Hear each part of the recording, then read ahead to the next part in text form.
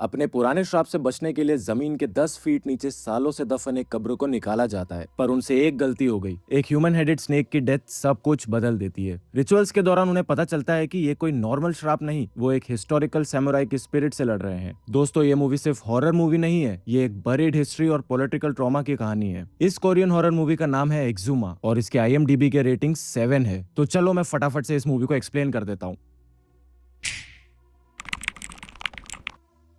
तो फिल्म की शुरुआत में हम दो कोरियन शमन्स को देख पाते हैं और दोनों फ्लाइट से US जा रहे होते हैं। लड़की जो सीनियर शमन होती है उसका नाम रिम है और जो लड़का उसके साथ था उसका नाम हुआन होता है। फ्लाइट में एक अटेंडेंट रिम से जापानीज में बात करती है और रिम उसको कहती है कि वो जापानीज नहीं बल्कि कोरियन है। अब इसका सिग्निफिकेंस क्या है वो मैं आपको थ्योरी सेक्शन में बताऊंगा। हम जान पाते हैं कि दोनों शमन US में इसीलिए जा रहे थे क्योंकि उनको पार्क फैमिली ने बुलाया था, क्योंकि पार्क फैमिली में एक न्यू बॉर्न बेबी था जो कि एक अजीब सी बीमारी से जूझ रहा था। US के डॉक्टर्स भी उसको डायग्नोस नहीं कर पा रहे थे। जिस दिन से यह बेबी पैदा हुआ था वो कंटिन्यूअसली रोता ही जा रहा था। वो इतना ज्यादा रो रहा था कि उसको सोने के लिए सेडेटिव्स दिए जाते थे। तो रिम और हुआन इस बेबी को चेक करते हैं और रिम फैमिली से पूछती है कि आपके परिवार में एक और इंसान है ना जिसको कुछ अजीब सी बीमारी है, शायद वो पर्सन बेबी का फादर है या फिर ग्रैंडफादर। जब बेबी की माँ ने ये सुना वो एकदम से शॉक हो जाती है क्योंकि बेबी के ग्रैंडफादर को भी एक अजीब सी कंडीशन से जूझना पड़ रहा था। जहाँ पे पहले बेबी की माँ दोनों शमन पे शक कर रही होती है, वहाँ वो ये सब सुन के एकदम से बिलीव करने लगती है। इसी पॉइंट पर हम रिम के एक मोनोलॉग को सुनते हैं जहां पर वो बता रही होती है कि कैसे हिडन डार्कनेस हमारे ब्राइट वर्ल्ड में एग्जिस्ट करती है। ह्यूमैनिटी हमेशा से जानती है कि डार्कनेस हम में ही एग्जिस्ट करती है और हम उसे कई नाम देते हैं जैसे गोस्ट, स्पिरिट और डीमन।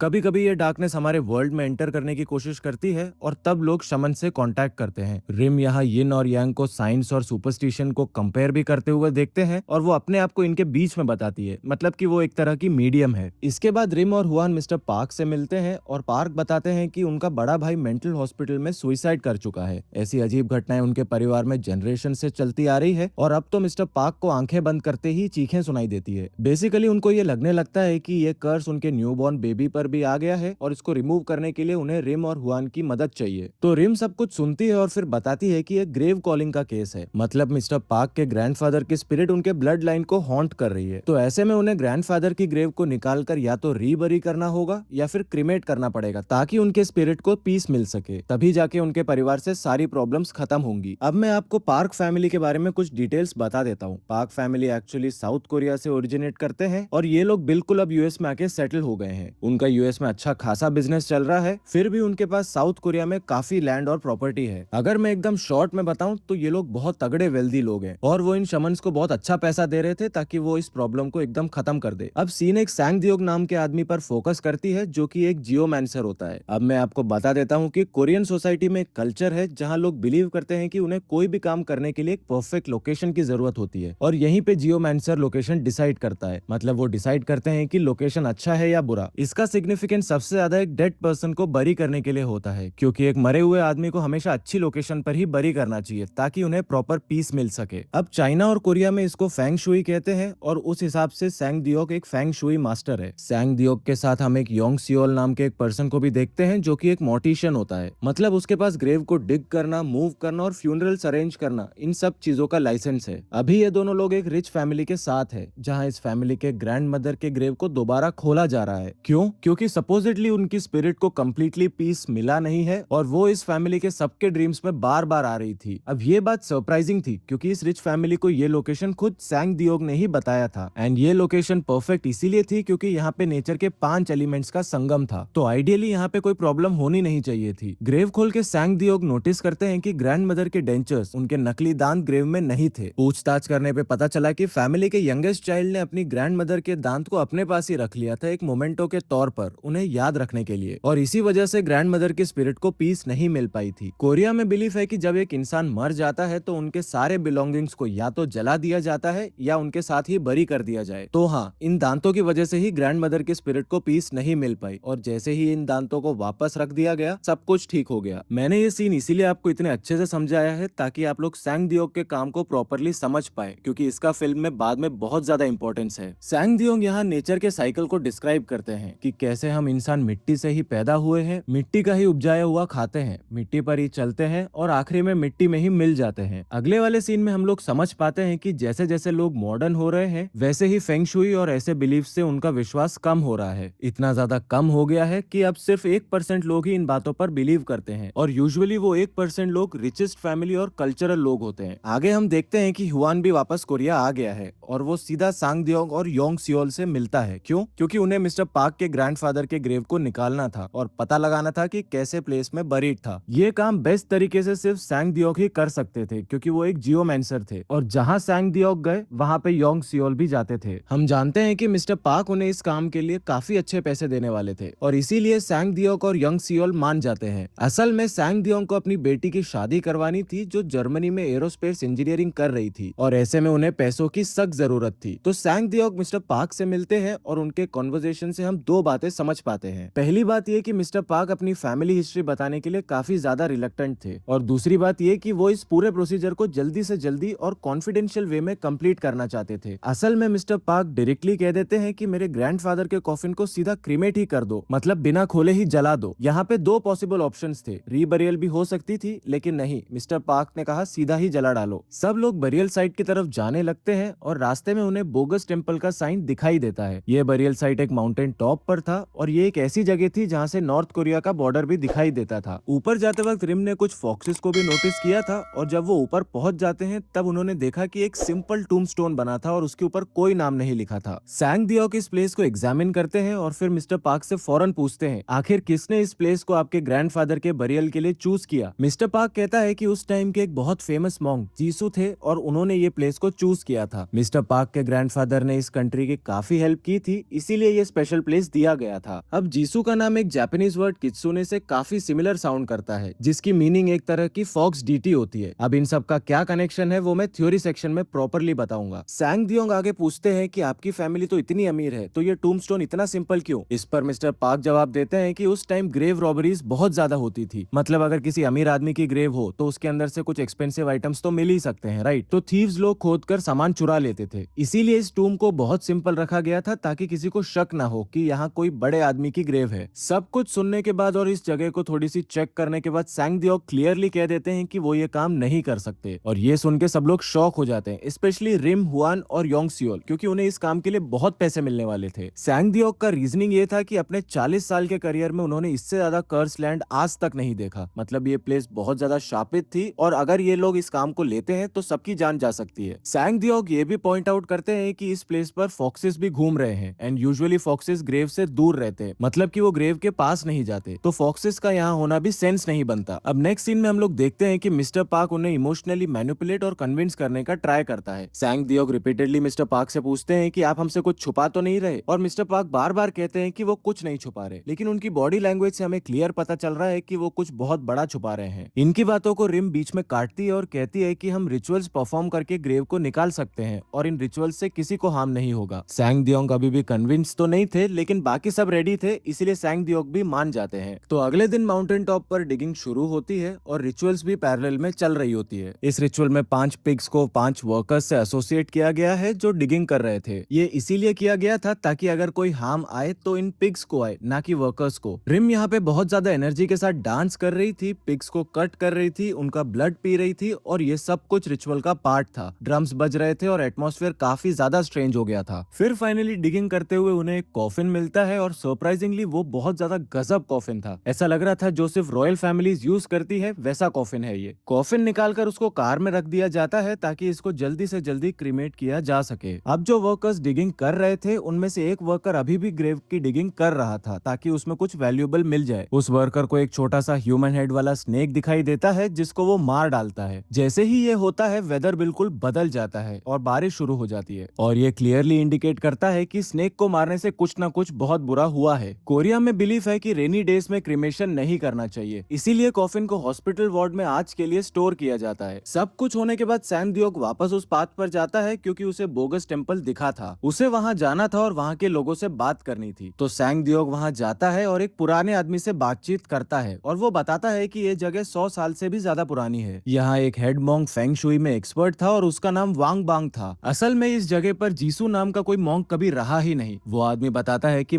माउंटेन टॉप वाले टूम के बारे में उसने कुछ रूमर्स भी सुने हैं। पुराने टाइम में काफी ग्रेव रॉबर्स उस जगह को रॉब करने आए थे, लेकिन कोई चोरी नहीं कर पाया क्योंकि वो बहुत प्रोटेक्टेड टूम था। असल में जो रॉबर्स आए थे वो अपने टूल्स को इसी टेम्पल पर छोड़ गए थे और हम व्यूअर्स इन टूल्स में काफी मेटल रॉड्स को देख सकते हैं। दूसरी तरफ हॉस्पिटल वार्ड में एक स्टाफ मेंबर लालच के चलते उस कॉफिन को खोल देता है और अंदर से ग्रैंडफादर की स्पिरिट एस्केप कर जाती है। ये स्पिरिट रिम से होकर निकलती है और रिम बेहोश हो जाती है। होश आने के बाद भी उसकी नाक से खून निकल रहा था। अब ग्रैंडफादर की स्पिरिट मिस्टर पार्क के मदर और फादर पर अटैक करती है और उन्हें मार देती है। तो देखो, ग्रैंडफादर की स्पिरिट ने अपने ही बेटे और उसकी वाइफ को मार दिया। जैसे ही सब लोग को पता चलता है तब सैंग दियोग, योंगसियोल और हुआन फौरन मिस्टर पार्क के होटल की तरफ भागते हैं क्योंकि ग्रैंडफादर की स्पिरिट का नेक्स्ट विक्टिम मिस्टर पार्क थे। साथ ही में रिम एक रिचुअल परफॉर्म करती है और उस स्पिरिट को हुआन के अंदर बुलाती है ताकि उसे वापस कॉफिन में इम्प्रिजनमेंट किया जा सके और कुछ क्वेश्चंस पूछा जा सके। अब ये स्पिरिट हुआन के अंदर आता तो है लेकिन फौरन निकल भी जाता है। लेकिन ग्रैंडफादर की स्पिरिट ये जरूर कन्वे करती है कि मैं पूरी ब्लड लाइन को ही खत्म कर दूंगा, मतलब उन्हें मार दूंगा। दूसरी तरफ मिस्टर पार्क को सैंग दियोग का कॉल आता है। कॉल में सैंग दियोग कह रहे होते हैं कि कुछ भी हो जाए मिस्टर पार्क को होटल रूम से बाहर नहीं निकलना चाहिए और दरवाजे में कोई भी आ जाए डोर नहीं खोलना है उसे। उसी वक्त बाहर से कोई डोर खोलने की कोशिश कर रहा था। मिस्टर पार्क सैंग दियोग की बात मानकर डोर नहीं खोलते। फिर कॉल में से सैंग दियोग कहता है कि तुम विंडो खोलो और मिस्टर पार्क ऐसा ही करते हैं। जैसे ही वो विंडो खोलते हैं वो फौरन पोजेस हो जाते हैं। तो दोस्तों, कॉल में सैंग दियोग नहीं बल्कि ग्रैंडफादर की स्पिरिट सैंग दियोग बन के बात कर रही थी और जो रूम के बाहर था वो एक्चुअल सैंग दियोग थे। अब ग्रैंडफादर की स्पिरिट विंडो के थ्रू रूम के अंदर आ चुकी थी और मिस्टर पार्क को पोजेस कर लिया था। अब बाहर जो असली सैंग दियोग था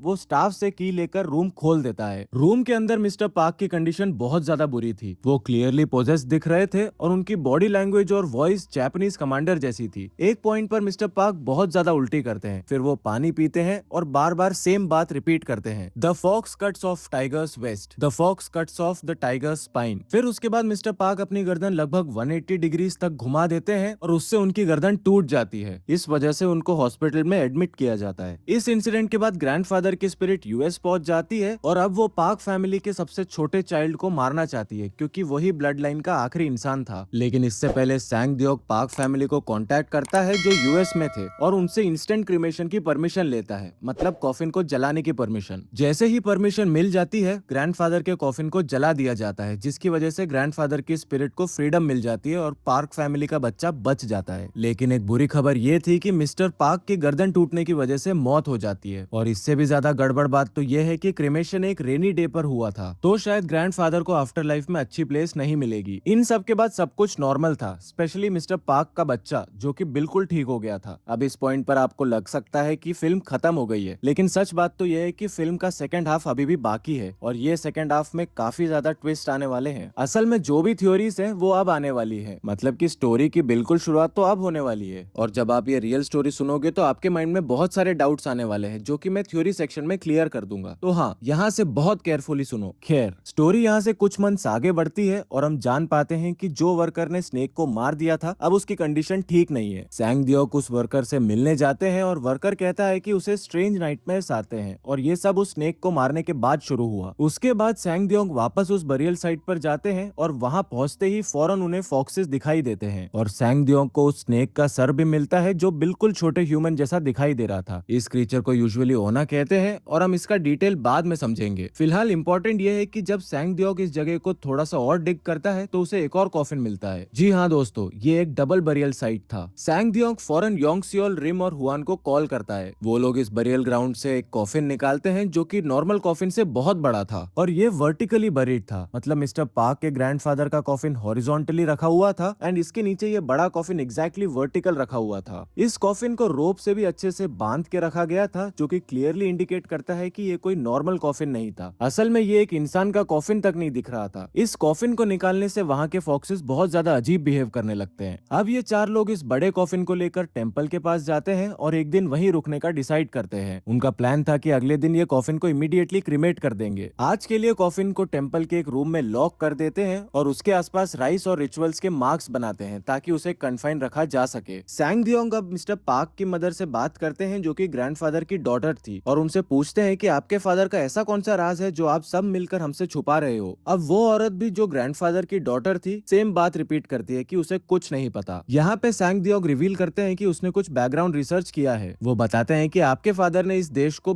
बिट्रे किया है। हाँ दोस्तों, ग्रैंडफादर जिसकी स्पिरिट उन्हें ट्रबल दे रही थी वो वॉर टाइम में जापान को सपोर्ट कर रहे थे और अपने ही कंट्री कोरिया को बेच या फिर बिट्रे कर रहे थे। ये राज मिस्टर पार्क भी छुपा रहे थे क्योंकि उन्हें शायद शर्म आ रही थी कि उनके ग्रैंडफादर एक ट्रेटर थे। तो पॉसिबल है कि जीसू नाम के एक मॉन्ग ने उनके ग्रैंडफादर को पनिश किया होगा एंड इसीलिए उनको इतनी बुरी जगह बरी किया गया। ये सब सुनकर मिस्टर पार्क की मदर कहती है, मैं सारी बातों से अग्री करती हूँ, लेकिन जीसू मेरे फादर के साथ गलत नहीं कर सकते। क्यों? क्योंकि जीसू खुद जापानीज था। तो अगर मेरे फादर ने जापानीज लोगों की हेल्प की थी तो जीसू ने मेरे फादर को पनिशमेंट क्यों दी? वो ये भी रिवील करती है कि जीसू का ओरिजिनल नाम मुरायामा जुंजी था और उसे होशिन के 8 प्रोविंसेस के बारे में सब कुछ पता था। वो एक फोटो भी दिखाती है जिसमें हम जापानीज लोगों को देख सकते हैं, इंक्लूडिंग जीसू को। अब इस पॉइंट पर काफी अनआंसर्ड क्वेश्चंस आते हैं और हालांकि आप अभी कंफ्यूज हो रहे हो, लेकिन आखिरी में सब कुछ क्लियर हो जाएगा। खैर, इसके बाद सब लोग मिलकर खाना खाते हैं और सो जाते हैं। रिम अपनी कार में सो रही है और वो अपनी सिस्टर्स को फोन करके मुरायामा जिंजू जो जीसू है उसके बारे में पूछती है। उसकी सिस्टर्स कहती है कि हमारे मास्टर ने बताया कि उसे जापानीज फॉक्स कहते हैं, जो एक शमन था नेम्ड मुरायामा। वो बहुत पावरफुल था और फॉक्स स्पिरिट जैसा कनिंग था। एक्चुअली में हमारा मास्टर उससे एक बार मिला भी था। ये सुनकर रिम को एहसास होता है कि वो एक बहुत बड़े फोर्स से डील कर रही है और इसीलिए वो अपनी ग्रैंड मदर को याद करती है जो इस लैंड की बहुत बड़ी शमन हुआ करती थी। हम देख सकते हैं कि ग्रैंड मदर की स्पिरिट रिम के साथ थी और उसे प्रोटेक्ट कर रही थी। खैर, टेंपल में सोने से पहले उस बूढ़े आदमी को बांध से कुछ आवाजें आती है और वो उस आवाजों के पीछे चल देता है। थोड़ी देर बाद हुआन की नींद भी खुल जाती है और उसे भी कुछ स्ट्रेंज फील होता है और इसीलिए वो बांध की तरफ जाता है। अब बांध में एक बहुत भयानक सीन दिखाई देता है। एक बहुत लंबा चौड़ा सा फिगर ना सिर्फ शीप और बकरी को बल्कि उस ओल्ड मैन को भी मार देता है और बांध के केयरटेकर का सर धड़ से अलग कर देता है। हुआन फौरन उस रूम को चेक करने जाता है जिसमें कॉफिन रखा था और हम देख सकते हैं कि कॉफिन टूट गया है। असल में उस रूम की सीलिंग भी टूट गई है जो इंडिकेट करता है कि कॉफिन से कुछ बहुत बड़ा निकला और सीलिंग तोड़कर बाहर निकल गया। हुआन तुरंत रिम को बुलाता है और बाकियों को जगाने जाता है। अब जब हुआन रूम में अकेला सर्च कर रहा होता है तब उसे जापानीज समुराई हेलमेट मिलता है और उसी मोमेंट में हम उस लंबे चौड़े फिगर को देखते हैं जो वहीं पे आ रहा था। उसे आता महसूस कर रिम की कंडीशन ठीक नहीं लग रही थी और वो फौरन सम्मान में झुक जाती है। ये लंबा चौड़ा समुराई पूछता है कि क्या कोई ह्यूमन अंदर है और रिम जवाब देती है कि मैं ह्यूमन नहीं हूँ, मैं बस आपकी सर्वेंट हूँ। फिर समुराई कहता है अगर सर्वेंट हो तो मेरे लिए स्वीट फिश और मिलेट लेके आओ। रिम के पास ये सब नहीं था और इसीलिए समुराई समझ जाता है कि रिम भी एक ह्यूमन है और उसे अटैक कर देता है। रिम भाग के बाहर आती है और उसी मोमेंट पे हुआन समुराई पर अटैक कर देता है। हुआन के अटैक से समुराई को कुछ खास फर्क नहीं पड़ता है और वो हुआन के स्टमक एरिया पे एक पर्टिकुलर स्पॉट पर अटैक करता है जिसकी वजह से हुआन वहीं गिर जाता है। अब ये समुराई रिम की तरफ बढ़ रहा था लेकिन फॉर्चुनेटली रिम पगोडा के पास गिर जाती है और इसीलिए समुराई उसे हर्ट नहीं कर पाता। अब आप लोग सोचोगे कि ये पगोडा है क्या? मतलब ये एक मल्टी लेयर टेम्पल स्ट्रक्चर होता है जो कोरिया, चाइना और जापान में बहुत कॉमन है। इसके बाद समुराई फायर में ट्रांसफॉर्म हो जाता है और वो ये फायर के फॉर्म में वहाँ पर घूमता है। सैंगडियोक और योंगसियोल भी ये सब देख पा रहे थे क्योंकि वो लोग वहाँ पर आ गए थे। फिर ये समुराई आग के गोले के फॉर्म में भाग जाता है। ये सब कुछ देखकर सब लोग शॉक हो जाते हैं और किसी तरह से हुआन को लेकर हॉस्पिटल जाते हैं। हॉस्पिटल में हुआन की कंडीशन क्रिटिकल होती है और यहाँ रिम बताती है कि उन्होंने हुआन को शमन का काम करने से मना किया था लेकिन हुआन ने अपने ट्रस्ट की वजह से ये काम करना शुरू किया और अब देखो मैं उसे बचा ही नहीं पाई और उसकी कंडीशन बिल्कुल क्रिटिकल है। सैंगडियोक रिम को कंसोल करता है और फिर रिम एक्सप्लेन करती है कि ये समुराई का घोस्ट या सोल नहीं बल्कि एक स्पिरिट है। जब एक इंसान की सोल किसी चीज से अटैच हो जाती है तो वो स्पिरिट बन जाता है और ये एक बहुत पावरफुल स्पिरिट है। अब मेन क्वेश्चन तो ये था कि समुराई घोस्ट या स्पिरिट पार्क फैमिली के बरियल साइट में क्या कर रही थी। इस पॉइंट पर सैंगडियोक को वो बात याद आती है जो मिस्टर पार्क पोजीशन के स्टेट में बार बार कह रहे थे, the fox cuts off the tiger's waist या the fox cuts off the tiger's spine. सैंगडियोक फौरन टेंपल वापस जाते हैं और उन टूल्स को चेक करते हैं जो सपोजिटली रॉबर्स के थे और उन टूल्स को टेंपल में रखा गया था। सैंगडियोक को यहाँ पर एक फोटो भी मिलती है जिसमें ये सो कॉल्ड रॉबर्स अपने टूल्स के साथ हैं और उनके सामने काफी सिमिलर आयरन रॉड्स भी रखे हुए थे। ये वही आयरन रॉड्स है जो सैंगडियोक ने पहले टेंपल में देखे थे और ये अभी भी आयरन रॉड्स टेंपल में ही रखे हुए थे। सैंगडियोक को एक बुक भी मिलती है जिसमें काफी बातें लिखी हुई थी और इससे रियल स्टोरी निकल कर आती है। अब ये राज है क्या मैं थोड़ी देर में बता दूंगा, बस थोड़ा सा पेशेंस रख लो। दूसरी तरफ रिम अपनी सिस्टर्स को हॉस्पिटल बुला चुकी थी ताकि वो सब मिलकर हुआन पर नजर रख सके। हुआन अभी डेंजर से बाहर निकल चुका था लेकिन उसके स्पाइन में इंजरी थी और इसीलिए ये क्लियर नहीं था कि वो आगे चल सकता है कि नहीं। अब रिम की सिस्टर्स को एहसास होता है कि हुआन उस रात के इंसिडेंट के बाद पोजेस हो चुका है या फिर हम कह सकते हैं कि वो समुराई की स्पिरिट इस पर कंट्रोल कर रही है और इसीलिए वो एक अजीब तरह का गेम रिचुअल परफॉर्म करते हैं ताकि हुआन को प्रोवोक कर सके। पोजेस्ड हुआन हुआन बताता है कि उसका मास्टर मतलब वो सैमुराई ने 10,000 लोगों को मारा है, जिसकी वजह से वो एक डिवाइन एंटिटी बन गया है। अब उसका मास्टर 38.3417 और 128.160 कोऑर्डिनेट्स के ग्रेव साइट पर जाता है और खोदना शुरू करता है। अब एग्जैक्टली उन कोऑर्डिनेट्स पर सैमुराई गोस्ट सोता हुआ दिख रहा था, इसीलिए सैंगद्योक फौरन वहां से निकल जाता है। अब योंग सियोल और रिम मिलकर उन्हें सब कुछ बता देते हैं कि सैमुराई की बॉडी ग्रेव के अंदर मिल गई है। अब दोस्तों ये वो पॉइंट है जहां मैं आपको स्टोरी के बारे में कुछ इन्फॉर्मेशन रिवील करूंगा। बेसिकली स्टोरी का कनेक्शन जापान और कोरिया की हिस्ट्री की स्टार्ट से होता है। शायद आप लोग को पता होगा कि जापान ने कोरिया को 1592 और 1597 के दौरान इन्वेड किया था और तभी से उनका रिलेशन ठीक नहीं है। असल में 1910 से 1945 तक कोरिया जापानीज एम्पायर के रूल में था। उस टाइम मिस्टर पार्क के ग्रैंडफादर, जिसकी ग्रेव उस लोकेशन पर बरीड थी, वो जापानीज लोगों की हेल्प कर रहे थे। हालांकि वो कोरियन थे, एक तरह से वो अपने ही कंट्री को बेच रहे थे और इससे इनकी फैमिली बहुत ज्यादा रिच हो गई। उस टाइम जापानीज की साइड से एक मॉन्क जीसू था। जीसू एक बहुत पावरफुल जापानीज शमन था और उसका गोल था कोरिया को डिस्ट्रॉय करना। इसीलिए वो पूरे कोरिया के कुछ स्पेसिफिक साइट्स पर मेटल रॉड रख दिया। क्यों? क्योंकि इन मेटल रॉड की हेल्प से कोरियन लैंड के एनर्जी फ्लो को डिस्टर्ब किया जा सकता है और कोरिया कभी भी प्रॉस्पर नहीं कर पाएगा। ये वही रॉड्स थे जो हम टेम्पल में देखे थे और ये जो सपोजिटली रॉबर्स के रॉड्स थे। लेकिन सैंगद्योंग को जो बुक मिली थी, उस बुक को पढ़कर समझ में आ गया था कि वो लोग ग्रेव रॉबर्स नहीं थे, बल्कि वो लोग कोरियन मेन का एक ग्रुप था जो अपनी कंट्री से बहुत ज्यादा प्यार करते थे। इसीलिए वो लोग पूरे कोरिया में जाकर इन रॉड्स को निकाल रहे थे ताकि कोरिया के लैंड की एनर्जी को रिस्टोर किया जा सके। अब सपोजिटली जहां मिस्टर पार्क के ग्रैंडफादर का ग्रेव था, वहां भी एक रॉड बरीड था और उसे अभी तक कोई भी ढूंढ नहीं पाया और वो रॉड लास्ट बचा हुआ था और इसीलिए ये सैमुराई की स्पिरिट उस रॉड को प्रोटेक्ट कर रहा है और इसीलिए मिस्टर पार्क के ग्रैंडफादर को वहां बरी किया गया, क्योंकि हाई प्रोफाइल लोगों के ग्रेव ज्यादा प्रोटेक्टेड होते हैं रॉबर्स से। समझो, जीसू की स्ट्रेटेजी बिल्कुल सही थी, क्योंकि इस प्लेस को अभी तक किसी ने टच नहीं किया था, बस सैंगद्योंग ने डिस्टर्ब किया था। अब आप पूछ सकते हो सैंगद्योंग को इतनी इन्फॉर्मेशन कहां से मिली? ये सारी इन्फॉर्मेशन उसको उसी बुक से मिली जो कोरियन मैन के टूल्स और रॉड के साथ थी। उस बुक को पढ़ के उन्हें उस जगह जाने का आइडिया आ गया। और आइडिया कैसे आया? मिस्टर पार्क ने पोजीशन में कहा था the fox cuts off tiger's waist या the fox cuts off tiger's spine. ये सुनकर फॉक्स यहाँ पे रेफर किया जा रहा है जीसू को और टाइगर रेफर किया जा रहा है कोरियन पेनिनसुला को, क्योंकि कोरियन पेनिनसुला का मैप टाइगर जैसा लग रहा है। तो हाँ, जीसू कोरिया की बैकबोन को ब्रेक करना चाहता था और ये सेइंग उसी को डिपिक्ट करता है। तो मैं प्रीटी श्योर हूँ कि इस पॉइंट तक आपने स्टोरी का काफी हिस्सा समझ लिया होगा, लेकिन दोस्तों अभी भी काफी ट्विस्ट बचे हैं और इसमें काफी सारी थ्योरीज हैं। खैर, अब सैंगद्योंग उस लोकेशन से लास्ट रॉड को रिमूव करना चाहता था ताकि कोरिया प्रॉस्पर कर सके। पहले तो योंग सियोल को लगा था कि वो इस मैटर में इंटरफेयर नहीं करना चाहेंगे, लेकिन हुआन को बचाने और कंट्री को बचाने के लिए सब अग्री कर जाते हैं। अब इस पॉइंट पर एक और बात रिवील होती है और वो ये कि सैमुराई की स्पिरिट ने हुआन को एक स्पेसिफिक स्पॉट पर अटैक किया था। हकीकत में हुआन के बॉडी पर काफी प्रोटेक्टिव टैटूज थे और सैमुराई स्पिरिट ने एग्जैक्टली उस जगह पर अटैक किया जहाँ टैटू नहीं था। और तो और ये सैमुराई हमेशा सबके लिवर निकालने की बात करता था। अब ये क्यों? सच बताऊं तो मुझे भी नहीं पता, क्योंकि ये क्लियरली बताया नहीं गया। शायद ये लिवर खाता पीता रहा होगा या फिर उसी तरह से मारा गया होगा, तो मे बी ये लिवर निकालता है या फिर ये उसका सिग्नेचर मूव होगा। ये क्लियरली बताया नहीं गया। अब क्योंकि ये तीनों सैमुराई को फेस करने वाले थे, वो अपनी बॉडी पर मार्कर से प्रोटेक्टिव मार्किंग्स बना लेते हैं। उनका प्लान एकदम सिंपल था। रिम स्वीट फिश रखकर सैमुराई को अपनी तरफ अट्रैक्ट करेगी। योंग सियोल और सैंगद्योंग उस लोकेशन पर डिग करके लास्ट रॉड निकाल देंगे और पैरेलल में रिम की सिस्टर्स हुआन पर नजर रखेंगी। उन्होंने एक चिकन भी साथ में रख लिया था ताकि अगर कुछ सिचुएशन खराब हो जाए तो वो चिकन की बलि दे दे। बेसिकली ये हुआन को कंट्रोल और सेफ रखने के लिए रिचुअल था। ये चीज हमने शुरुआत में भी देखी थी कि पिग्स रखे गए थे वर्कर्स को प्रोटेक्ट करने के लिए। खैर, रात हो जाती है और सैमुराई फौरन निकल आता है। वो स्वीट फिश खाते खाते रिम वाले पाथ को फॉलो करता है और इस तरह मूव करके रिम के पास पहुंच जाता है, जो कि एक पेड़ के पास अपनी रिचुअल्स परफॉर्म कर रही थी। सैमुराई को रोकने के लिए रिम उस जगह की नेचर स्पिरिट बन जाती है और सैमुराई से बात करती है। वो कहती है कि तुम मेरे माउंटेन्स को डिस्टर्ब कर रहे हो। सैमुराई कहता है ये तुम्हारा माउंटेन नहीं है और मुझे यहाँ गन शॉट्स और स्वॉर्ड साउंड क्यों आ रहे हैं? रिम जवाब देती है बैटल अब खत्म हो गई है, लेकिन सैमुराई कहता है बैटल कभी एंड हुई ही नहीं। वो आगे कहता है कि फॉक्स ने मुझे डाइटो टेम्पल में इम्प्रिजन किया और फिर रॉयल टूम में ले जाने के बजाय यहाँ ले आए। रिम सैमुराई को कहती है as a spirit of this place मैं तुम्हें ऑर्डर देती हूँ कि इस प्लेस को छोड़ दो, लेकिन ये सैमुराई रिम की नहीं सुनता। रिम ये तक कहती है कि कम से कम हुआन को तो फ्री कर दो, लेकिन सैमुराई अपने आप को सुपीरियर समझता है। इस पॉइंट पर हम सैमुराई की स्टोरी के बारे में थोड़ा समझते हैं, लेकिन वो बाद में बताऊंगा। फिलहाल ये सैमुराई रिम को मारने के लिए आगे बढ़ता है, लेकिन इस प्लेस पर रिम की ग्रैंडमदर की स्पिरिट थी, जिसको आप ट्री स्पिरिट भी कह सकते हो। उसकी वजह से सैमुराई कुछ नहीं कर पाता और फौरन आग का गोला बन के अपने कोऑर्डिनेट्स पर और वापस चला जाता है। अब उस जगह पर सैंग दियोक और योंग सियोल पहले से ही डिग कर रहे थे, लेकिन उन्हें रॉड कहीं पे भी नहीं मिली थी। इस पॉइंट पर सैमुराई वापस आ जाता है और सैंग दियोक को उसके गिरफ्त में ले लेता है। सैमुराई सैंग दियोक को कहता है, या तो तुम मेरे स्लेव बन जाओ या फिर मैं तुम्हारा लिवर निकाल लूंगा। ये कहकर सैमुराई सैंग दियोक के पेट में हाथ डाल देता है और इसी मोमेंट पे सैंग दियोक को कुछ फ्लैशबैक्स आते हैं और वो सैमुराई को डिफीट करने का तरीका समझ जाता है। बेसिकली ये सैमुराई लगभग 500 साल पहले एग्जिस्ट करता था, जब वो 10,000 से भी ज्यादा लोगों को अपनी स्वॉर्ड से मार दिया था एक बैटल में। सैमुराई का सर कट गया था, लेकिन उसके पास इतना कंट्रोल था कि वो अपने बॉडी को कंट्रोल में रखा। ये पॉइंट शायद इसीलिए बताया गया है क्योंकि ओवर द इयर्स उसका बॉडी इंटैक्ट रहा और सालों बाद ये बॉडी किसके हाथ लगा? जीसो के। जी हाँ दोस्तों, द फॉक्स जीसो। अब जीसो ने सैमुराई जनरल के फ्लेमिंग मेटल स्वॉर्ड को यूज किया एज अ वेसल। इस स्वॉर्ड को वो सैमुराई के बॉडी में परपेंडिकुलरली डाल दिया, मतलब हेड निकाल के नेक से सीधा नीचे तक डाल दिया, फिर नेक को सील कर दिया। सो दिस सैमुराई एक एनिमेटेड डीमन बन गया। जीसू ने इस एनिमेटेड डीमन को कर्स करके एक पर्टिकुलर प्लेस पे बांध दिया जहां उसकी ग्रेव थी, मतलब मिस्टर पार्क के ग्रैंडफादर के कॉफिन के नीचे। ये इसलिए किया क्योंकि देखो, इस एनिमेटेड डीमन के अंदर स्वॉर्ड है और वही लास्ट रॉड होती है। जी हाँ दोस्तों, इसीलिए सैंग दियोग यहाँ डिग कर रहे थे, लेकिन उनको रॉड नहीं मिली क्योंकि रॉड एक्चुअली सैमुराई के अंदर ही है और इसीलिए नो मैटर व्हाट ये सैमुराई उन कोऑर्डिनेट्स पर रिटर्न आएगा। और ये भी एक्सप्लेन करता है कि सैमुराई का कॉफिन वर्टिकल क्यों खड़ा था, क्योंकि रॉड्स को वर्टिकल ही प्लेस करना था, ना कि हॉरिजॉन्टल। अब एक और बात यहाँ पे क्लियर थी, ये सैमुराई फायर बनता है अपने बर्निंग मेटल की वजह से, और कहीं ना कहीं ये फायर और मेटल एलिमेंट रिप्रेजेंट करते हैं जो जीसू ने यहाँ पे ट्रैप किया था। और इस पॉइंट पर सैंग दियोक सब कुछ समझ गया था। अब इस पॉइंट पर योंग सियोल भी सैमुराई पर हॉर्स ब्लड फेंकता है, जिसकी वजह से सैमुराई को हर्ट होता है। अब फेंग शुई के हिसाब से मेटल को वुड कट करता है और फायर को वाटर कट करता है, तो अगर इस समुराई पर कोई वेट वुड से वार करे तो शायद समुराई मर सकता है। तो सैंग दियोक एक स्टिक को हॉर्स ब्लड में सोक करके समुराई पर अटैक करता है और इसकी वजह से समुराई कट होने लगता है। बार बार वार करके समुराई मर जाता है और पीसेस में कट हो जाता है और इसी के साथ लास्ट रॉड भी डिस्ट्रॉय हो जाती है। पैरेलल में हुआन पोजेशन स्टेट में ब्लड वॉमिट कर रहा था और एक पॉइंट पर रिम की सिस्टर्स चिकन को सैक्रिफाइस करने ही वाली थी, लेकिन जैसे ही हुआन फ्री होता है वो सडनली कंप्लीटली ठीक हो जाता है और सब कुछ कंट्रोल में आ जाता है। इसके बाद सैंग दियोक को हॉस्पिटल ले जाया जाता है जहां वो कुछ दिन में हील हो जाता है। न्यूज में एक स्टोरी ब्रॉडकास्ट होती है जहां पे बताया जाता है कि एक वाइल्ड भालू ने कुछ लोगों को मारा है और कुछ लोगों को हर्ट किया है। ये सारी चीजें ये दिखाती है कि नॉर्मल लोगों को इन सारी चीजों का कोई आइडिया नहीं होता और उन्हें आइडिया दिया भी नहीं जाता। टाइम के साथ सैंग दियोक और हुआन दोनों फुली हील हो जाते हैं, लेकिन मेंटली आज भी ट्रॉमेटाइज्ड रहते हैं उस इवेंट से। मूवी के एंड में हम सैंग दियोक को अपनी डॉटर की वेडिंग में देखते हैं जहां रिम, हुआन और योंग सियोल भी प्रेजेंट थे। उनका फैमिली फोटो होता है और फिल्म यहाँ पे खत्म हो जाती है।